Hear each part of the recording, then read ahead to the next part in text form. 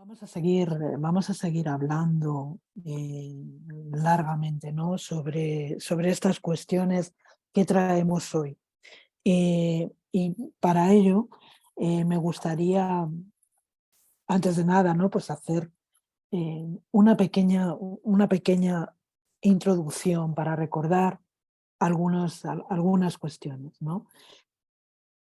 Em, Como todos ya sabemos, estudiando con Pestalozzi, allí en Yverdon, en Suiza, Allan Kardec tuvo el privilegio de instruirse en el idioma, en un ambiente bilingüe, ¿no? Donde se hablaba el francés, se hablaba el alemán, y esto le permitió, tuvo la oportunidad de poder conocer los pensamientos, las elaboraciones de los grandes pensadores franceses, de los grandes pensadores alemanes, de conocerlo además en profundidad.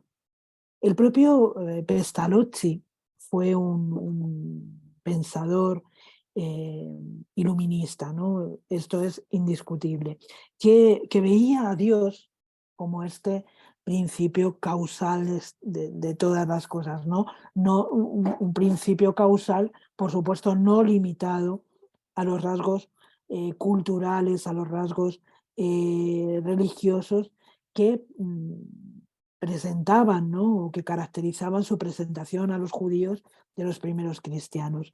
De esta tradición iluminista, ¿no? Allan Kardec aprendió fundamentalmente que el Evangelio tenía que ser leído a la luz de la razón. Fijaros qué importante.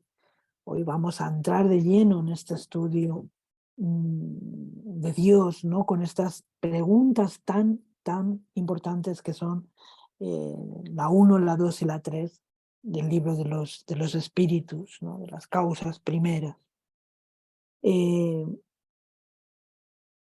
Como digo, él aprende de Pestalozzi esta cuestión, ¿no? El Evangelio tiene que ser leído, tiene que ser interpretado a la luz de la razón y nunca como dar la razón al contenido de las Sagradas Escrituras, que fueron escritas, como todos ya sabemos y hemos estudiado, ¿no? Con un lenguaje místico, con un lenguaje simbólico que impide la interpretación literal y obliga a aquel que lo lee a una lectura crítica, ¿no? Em, para la razón, tanto en cuanto para la Biblia, vamos a encontrar que Dios es el punto central en torno al cual van a gravitar todas las ideas y pensamientos actuales o posibles, libre de todos estos dogmatismos que caracterizaron el pensamiento religioso, el pensamiento humano prácticamente hasta el siglo XVIII. Eh, Kardec no va a presentar en su captura racional, ¿no? de los dictados que traen los espíritus superiores, él no va a capturar de ahí un concepto hermético de Dios. Esto es muy importante a la hora de abordar este capítulo. Vamos a ver que no va a permitir, no va a admitir, ¿no? esa concepción hermética de Dios. En esto podemos decir que Allan Kardec, recordando a Immanuel Kant, lo va a igualar, ¿no? Immanuel Kant, recordamos que fue uno de los mayores pensadores del siglo anterior, y Kardec va a organizar las cuestiones, las preguntas de este capítulo, las preguntas del libro de los espíritus, pero vamos a centrarnos en esta, de un modo en el que podamos evidenciar el carácter eh, de conjetura, el carácter de postulación del concepto de Dios.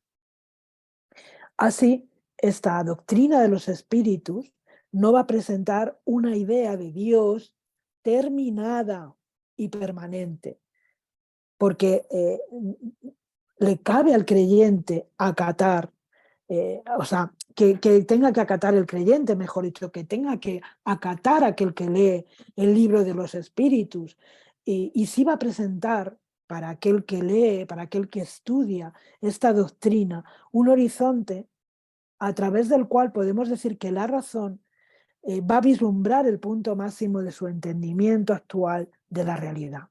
Para Kant, recordamos que la existencia o inexistencia de Dios es un laberinto teórico que no se puede resolver.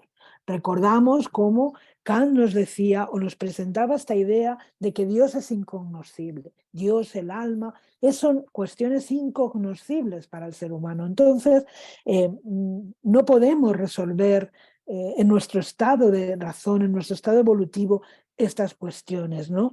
Asimismo, como las que vamos a ver sobre la finitud del mundo, sobre el tiempo, sobre el espacio.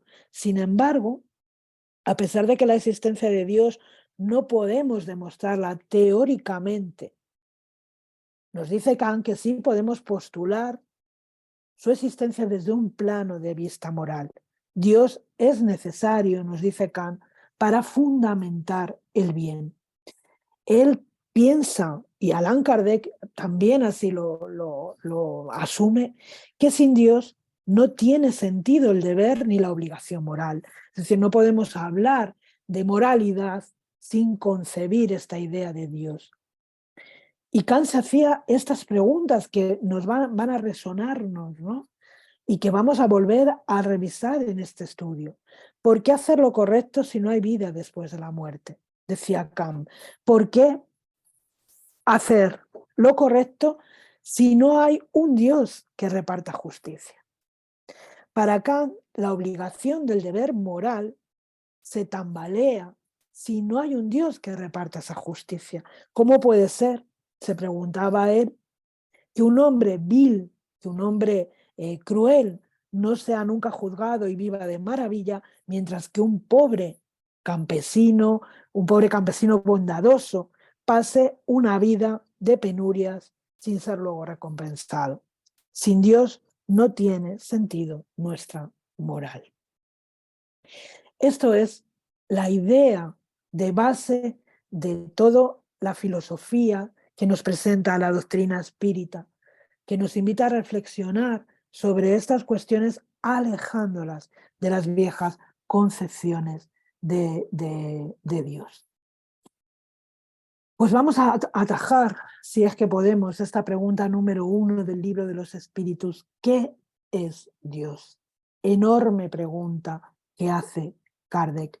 Hemos estudiado en estas clases pasadas, muy por encima, naturalmente, el problema de la existencia de Dios a lo largo de la historia, a través de las religiones, a través de la filosofía. Y fijaros qué interesante, porque aquí nos enfrenta Allan Kardec a una cuestión capital. Él pregunta ¿qué frente a quién? Y en esta pregunta, en este qué, hay toda una intencionalidad, que es despojar de una vez por todas, desterrar de una vez por todas esta idea del Dios antropomórfico, esta idea del Dios hecho a imagen y semejanza nuestra y no al revés. Esta imagen de Dios, de este anciano sentado en un trono de oro en los cielos, ¿no? Desde los cuales imparte su justicia, imparte,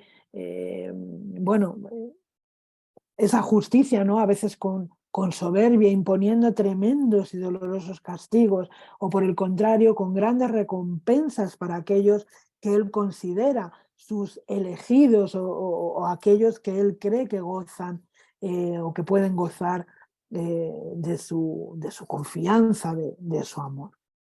Entonces nos enfrenta directamente con esta pregunta, apelando al qué es Dios. No conocemos, no sabemos lo que es Dios.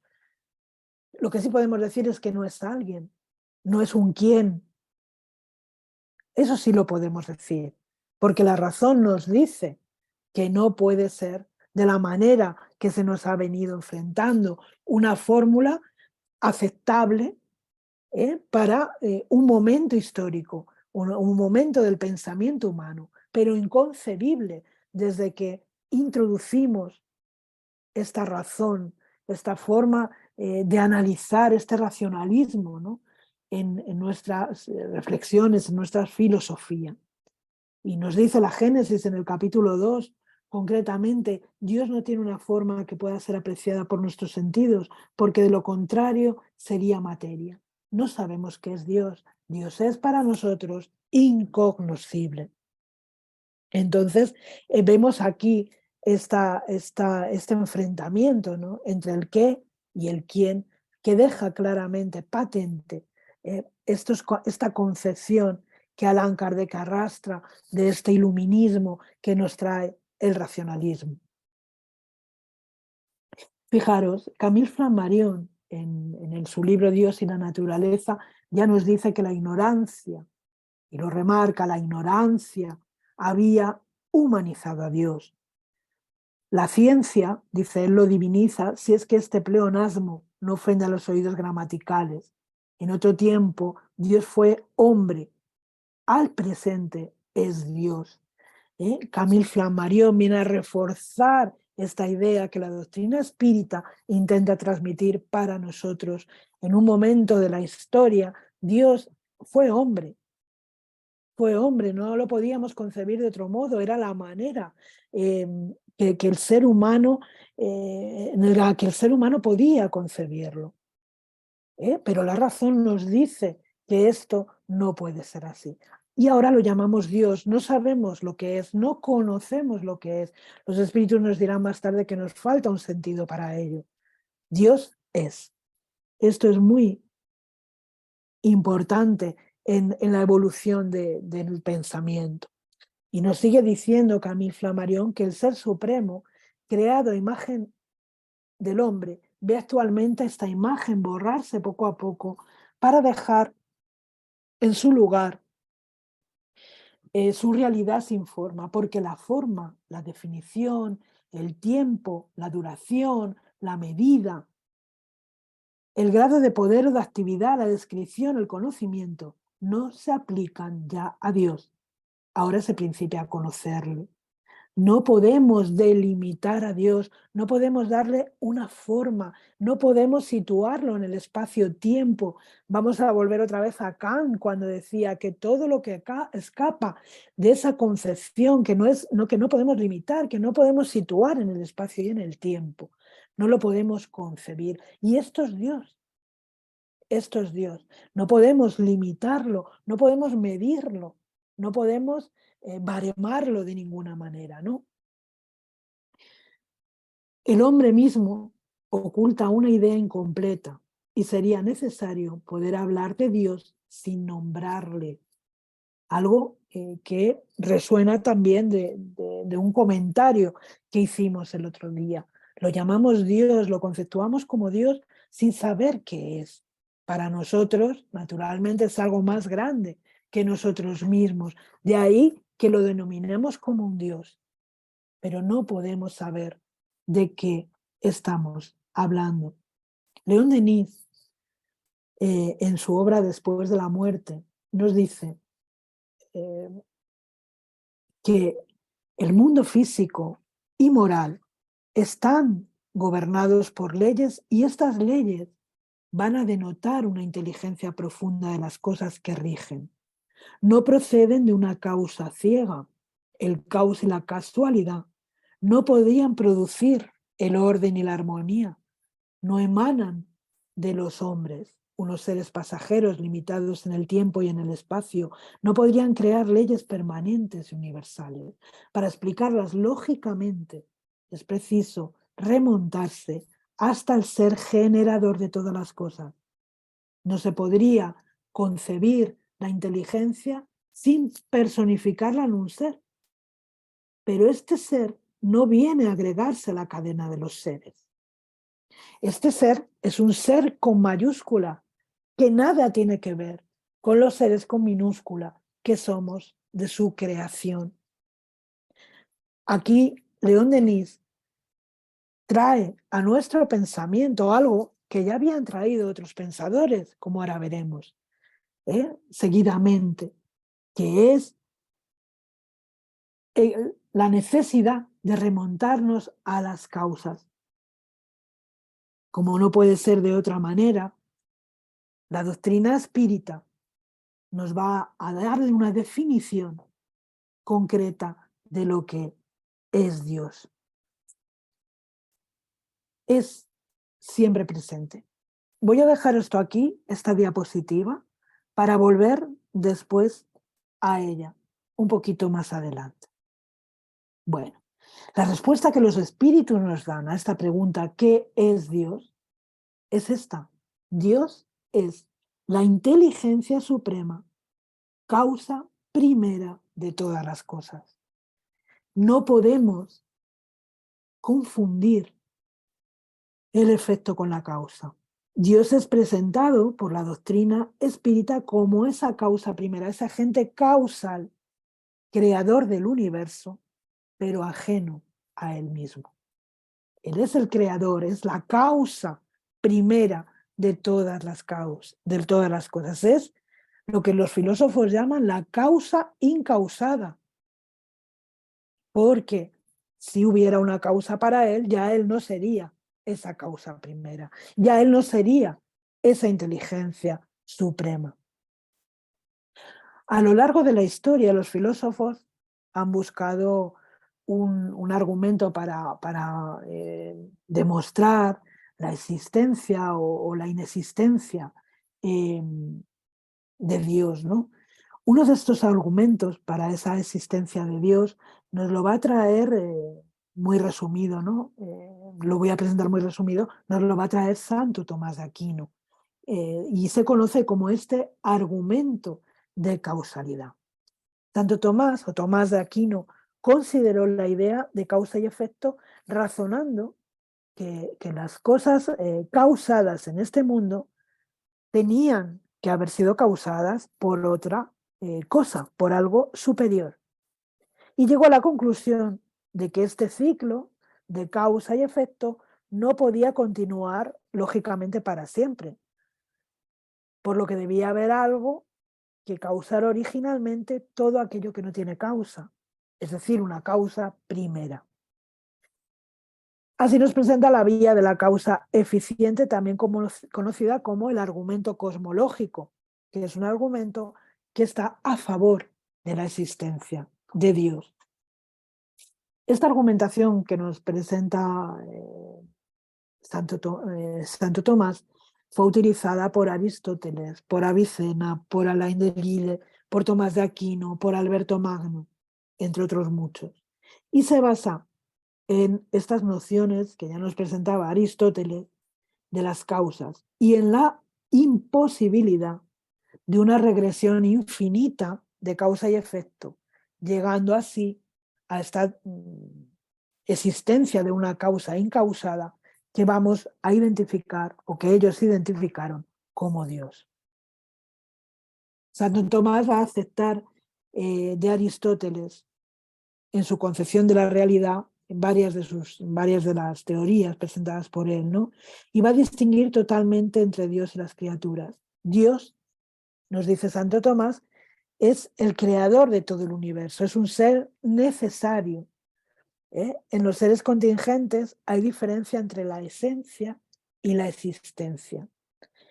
La esencia no implica su existencia, pero en Dios, al ser necesario, su esencia implica su existencia. Santo Tomás va a establecer una organización jerárquica de seres basada en sus grados de perfección según la potencia de sus esencias y sus semejanzas con Dios. Esto resuena, ¿verdad? Nos suena y nos resuena de lo que nos presentan los espíritus en la codificación. Entonces, Santo Tomás va a afirmar que Dios es el ser necesario y es un necesario y apto, puro ser inmutable y perfecto. Después, más adelante, los próximos días hablaremos de sus atributos. Y va a defender el creacionismo. Dios conoce el mundo al pensarse a sí mismo, pues es su obra y cuida a sus criaturas. Y una de las tareas fundamentales de la razón será la demostración de la existencia de Dios. Santo Tomás postula que será a través de la razón que podamos demostrar la existencia de Dios. En primer lugar, critica el argumento ontológico de San Anselmo eh, y defenderá la existencia de Dios. Esto siempre. Él dice que es una proposición evidente, que Dios existe, eh, aunque nuestra razón no alcanza a comprenderlo. Y para distinguirlo, perdón, para demostrarlo, va a distinguir dos causas o dos tipos de demostración. La de a priori, es decir, que conociendo la causa podemos inferir el efecto, y a posteriori, al darse el efecto, podemos demostrar la causa, afirmando que solo es posible demostrar la existencia de Dios utilizando la demostración a posteriori, pues conocemos el efecto y entonces buscamos la causa. Es decir, lo que postula Santo Tomás es que por los efectos, por aquello que nos rodea, el universo, la naturaleza, las leyes que rigen todo esto, podemos remontarnos a la causa, podemos entender que hay una causa rectora, que hay una causa creadora, que hay una causa cuidadora y regidora de todas estas leyes. Esto es lo que nos postula Santo Tomás. Y presenta 5 vías, ya las hemos visto, para demostrar la existencia de Dios.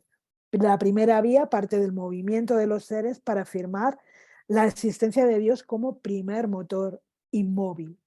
Nosotros, el universo mueve, muta, cambia, pero Dios es inmutable. La segunda parte de la existencia de las causas causadas para demostrar la de Dios como primera causa incausada, que la hemos visto. La tercera parte de la existencia de los seres contingentes, es decir, nosotros, para afirmar la de Dios como ser necesario. Es decir, eh, toda esta creación tiene que tener una causa, tiene que tener un porqué. Entonces, nuestra propia vida, nuestra propia existencia ya presenta la necesidad de este Dios. Y la cuarta parte, la cuarta vía, parte de la existencia en los seres de distintos grados de perfección para afirmar la de Dios como ser perfectísimo. Es decir, viendo y analizando la pregunta 100 del libro de los espíritus, por ejemplo, la famosa escala espírita, en la que Allan Kardec, bueno, pues hace un repaso por los distintos grados de progresión de los espíritus, llegamos a la conclusión de que el ser perfecto, viendo que nosotros somos perfectibles, que vamos pasando por esos grados, que vamos pasando por esos, eh, haciendo esos progresos dentro de nuestro camino evolutivo, tiene que existir un ser perfecto, a un ser que en este caso es Dios. Y después, la quinta vía es la que parte del comportamiento ordenado de los seres naturales para afirmar a Dios como una inteligencia ordenadora. Este orden se realiza mediante la ley eterna. Hay unas leyes que rigen el universo, que rigen nuestras vidas, que rigen nuestros desarrollos evolutivos, el desarrollo del pensamiento, el desarrollo de nuestros cuerpos físicos. Hay unas leyes de evolución orgánicas, pero también espirituales. Y todas estas leyes, tanto materiales como morales, tienen que tener ese principio rector que es Dios. Aquí también vamos a entrar en el pensamiento de Spinoza, también muy interesante, ¿no? En el que él, a base de estas proposiciones, va haciéndonos un dibujo de lo que él entiende por Dios. Y dice que entiende por Dios un ser absolutamente infinito. Es una sustancia que consta de infinitos atributos, como veremos después, cada uno de los cuales expresa una esencia eterna e infinita. En su proposición 15 nos dice que todo cuanto es en Dios, y sin Dios nada puede ni siquiera concebirse. Y hace esta demostración tan interesante. Excepto Dios no existe, ni puede concebirse sustancia alguna, cosa que sea en sí y se conciba por sí. pero los modos no pueden ser ni concebirse si son una sustancia, por lo cual pueden solo ser en la naturaleza divina y concebirse por ella sola. Ahora bien, nada hay afuera de sustancias y modos, luego nada puede ser ni concebirse sin Dios. Esta causa incausada, esta causa eterna, fuera de la cual no podemos concebir absolutamente nada, por más que la ciencia se empeñe en ello. No podemos concebir sustancia alguna, no podemos concebir nada sin esta idea que nos presentan de Dios. Y luego también nos dice que Dios es causa inmanente, pero no transitiva de todas las cosas, y lo demuestra afirmando que todo lo que es en Dios y debe concebirse por Dios. Dios es causa de las causas que son en Él, porque Él es lo primero, ¿no? Él es la causa primera. Además, excepto Dios, no puede darse sustancia alguna, esto es cosa alguna, excepto Dios, que sea en sí, que era lo segundo. Luego, Dios es causa inmanente, pero no transitiva de todas las cosas. Dios es la causa primera de todas las cosas. Dios es ese motor, ¿no? Ese motor inicial de todo cuanto concebimos, de todo cuanto somos, de nuestras realidades materiales y espirituales. Vamos un poquito más adelante, porque aquí ya, viendo, ¿no?, esta concepción de esta causa no causal, perdón, esta causa incausada, viendo todo esto que nos propone la doctrina espírita, que nos proponen los espíritus y que trae Kardec para nosotros, también como que forma parte que ya lo estáis viendo, ¿no?, del propio pensamiento, de la evolución del pensamiento humano. Kardec pregunta, ¿qué se debe entender por infinito? Porque cuando hablamos de Dios, estamos hablando de un ser no creado, porque si lo hubiera creado alguien, ya no sería Dios. Entendemos esto, ¿verdad? Esto es fácil para nosotros entenderlo. Es un ser no creado, es un ser eterno, infinito, todo ello conceptos que nosotros estamos lejos de comprender. No podemos comprender qué quiere decir esto. Y nos dicen los espíritus que lo que no tiene principio ni fin, lo desconocido, todo lo que es desconocido para nosotros es infinito. Imaginad, por ejemplo, una cuestión que se pone de ejemplo. Imaginaros que podemos concebirnos el número más grande, pues eso, que podamos pensar. Siempre habrá otro número por encima. Es decir, estamos hablando de infinitud, de proporciones que nuestra mente no puede concebir, no puede comprender, no sabemos concretamente lo que es el infinito, lo que no tiene principio ni fin. Decimos que el universo es infinito, porque no nos cabe conocerlo todo, no podemos conocerlo todo. Entonces entendemos que es infinito. Estamos hablando de unas proporciones que no podemos ni siquiera concebir, porque nosotros somos finitos, somos limitados, contrariamente a lo que sucede ahí fuera. Nos dice Herculano Pires en una aclaración que viene, una nota aclaratoria del Libro de los Espíritus, que en este caso los espíritus se están refiriendo al universo. Todo cuanto en él conocemos posee comienzo y también fin. Todo cuanto no conocemos se pierde en lo infinito, en lo desconocido. Y es una aplicación de esta expresión francesa, ¿no?, que vemos aquí recogida en esta aclaración, esta nota de Herculano Pires. Lo desconocido, todo lo desconocido es infinito, todo aquello que no podemos concebir es infinito, todo aquello que no podemos limitar en el tiempo y en el espacio es infinito o es eterno. Nosotros sabemos que nuestro universo, este universo material en el que habitamos, ha tenido un principio, o al menos esto nos dice la ciencia, que ha tenido un principio, ¿no? El Big Bang, una teoría que ahora también está muy cuestionada, cómo sería esa primera explosión cósmica que dio lugar, dónde estaba toda esa materia, cómo se creó esa materia que antes no existía, sabemos que la nada no existe. En fin, todas estas cuestiones que también traen para nosotros muchas reflexiones y mucho debate filosófico.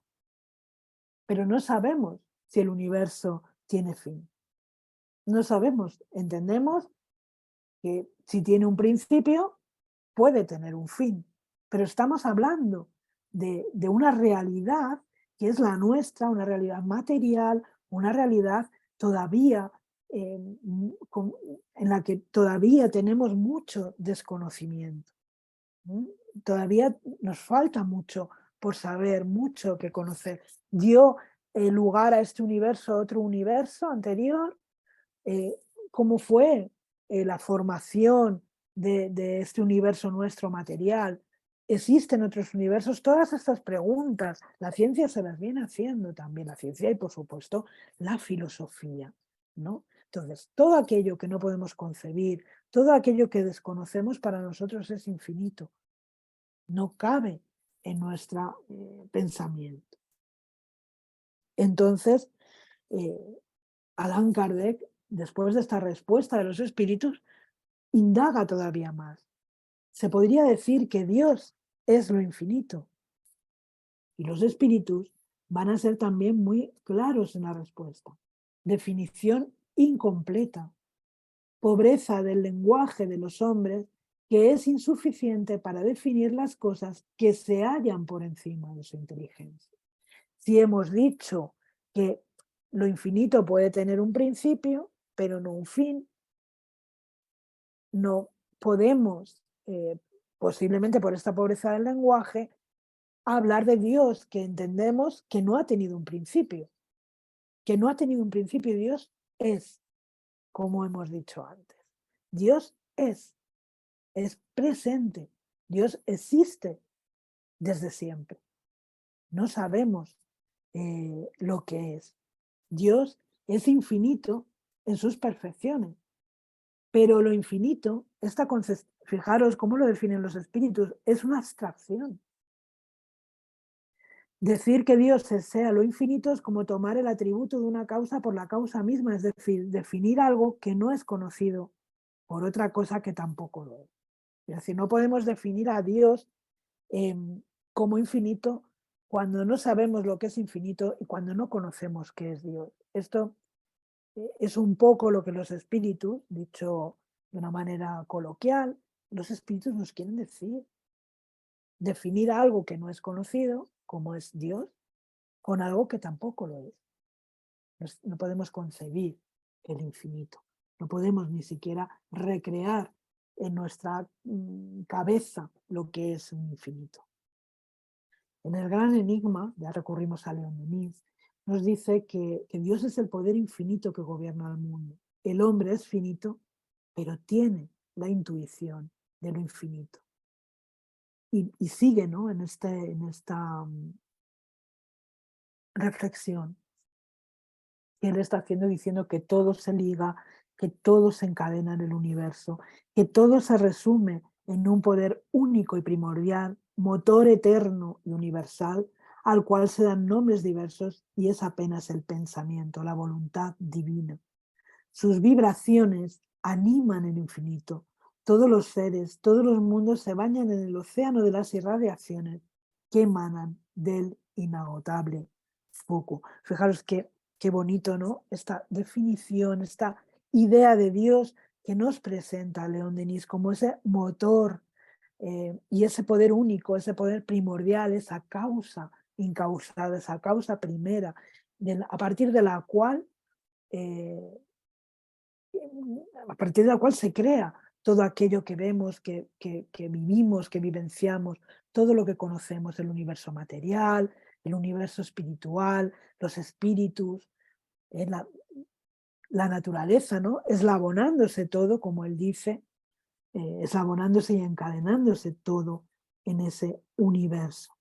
Y él sigue diciendo que la cuestión de Dios es de la mayor trascendencia entre todos los problemas pendientes sobre nuestras cabezas, cuya solución está relacionada estrecha e imperiosamente con el problema del ser humano y su destino, con el problema de la vida individual y la vida social.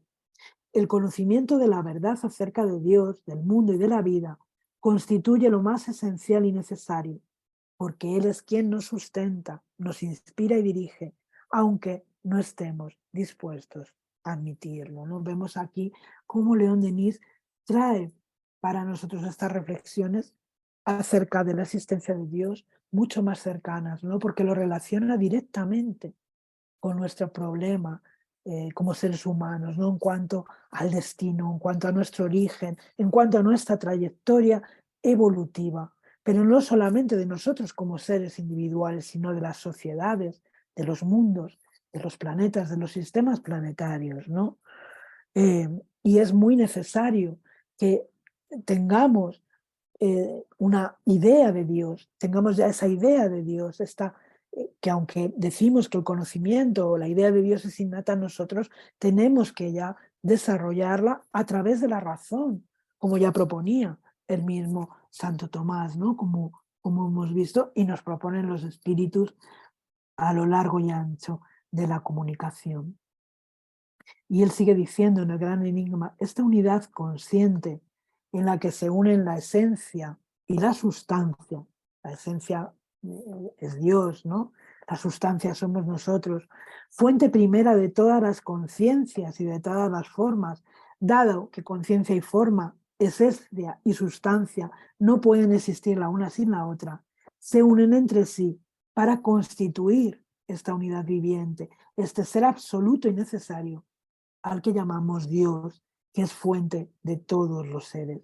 Parece una frase extraordinaria, ¿no? La que nos deja para nuestra reflexión aquí León Denis, en esta unión entre la esencia y la sustancia, que es en sí mismo la fuente de donde van a emanar todas las conciencias, todas las formas, todo lo que somos nosotros esencialmente, espíritu y materia, que no pueden existir la una sin la otra, de diferentes maneras, como iremos viendo en los estudios del libro de los espíritus, pero que se unen toda esta creación se une para constituir este ser absoluto, esta unidad viviente, ¿no? Que llamamos Dios, que es la fuente de donde emanamos todos nosotros. He querido traer también para este estudio estas reflexiones de la síntesis doctrinal y práctica del espiritismo de León Denis, en la que él indaga todavía más en todo esto que estamos hablando. Él pregunta, ¿podemos definir a Dios? Y responde, Dios es indefinible.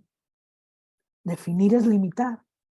Cuando definimos una cosa, la limitamos. Dios es infinito, porque no podemos definirlo, no podemos delimitarlo. Es el círculo eterno cuyo centro está por todas partes y la circunferencia en ninguna parte.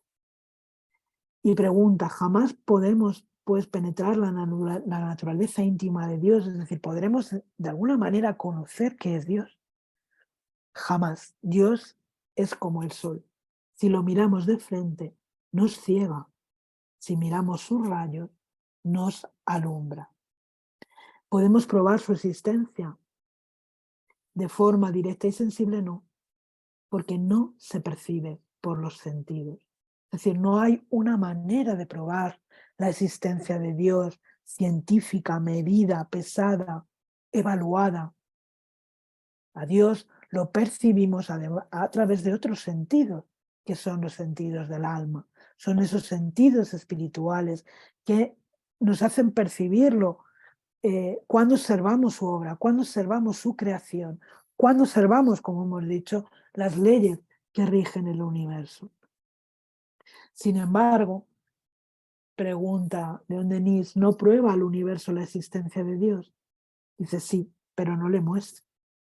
Es decir, prueba su existencia, pero no nos enseña qué es Dios. Posiblemente nos muestra una parte muy pequeña, muy ínfima de lo que Dios es en realidad, que no podemos concebir. Dios se esconde bajo la vela transparente de las cosas, como para esforzarnos por buscarle y proporcionarnos la alegría de descubrirle. Es decir, son las pequeñas cosas en las que nosotros podemos descubrir a Dios, ¿no? ¿Dónde está Dios? Pregunta. Por todas partes, ya que su ser infinito no puede ser circunscrito a ningún lugar.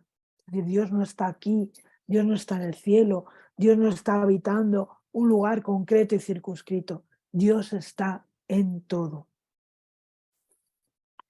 ¿El hombre no lleva en él la idea de Dios? Sí. La idea de Dios está en el fondo de la conciencia humana, como las estrellas en el fondo de la noche. De todas las pruebas de su existencia, esta es la más segura y mejor, porque es innata en el corazón como un reflejo de la verdad eterna. Dios está en nuestra conciencia.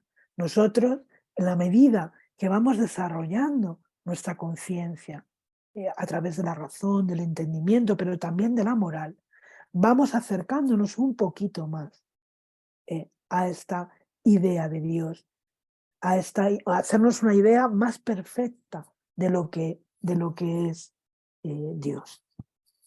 Me gustaría, entonces, volver a la diapositiva.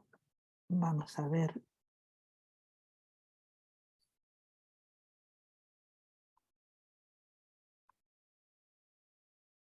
Bueno, ahora no la voy a encontrar. Es siempre presente. Dios es siempre presente. Dios siempre está presente. Y me gustaría leer en esta diapositiva, antes de terminar, un trechito de un libro de Manuel González Soriano, El espiritismo es la filosofía, que dice que la verdadera realidad es la verdad absoluta. La verdadera realidad es la realidad absoluta, que es precisamente la que representa a Dios, el verdadero ser con mayúsculas. El ser con mayúsculas de toda sustancia y de todo ser será el infinito absoluto. Eso que no podemos concebir. Y hablando de lo infinito absoluto, no existe el espacio. Cuando hablamos del infinito, hablamos del espacio, hablamos del universo.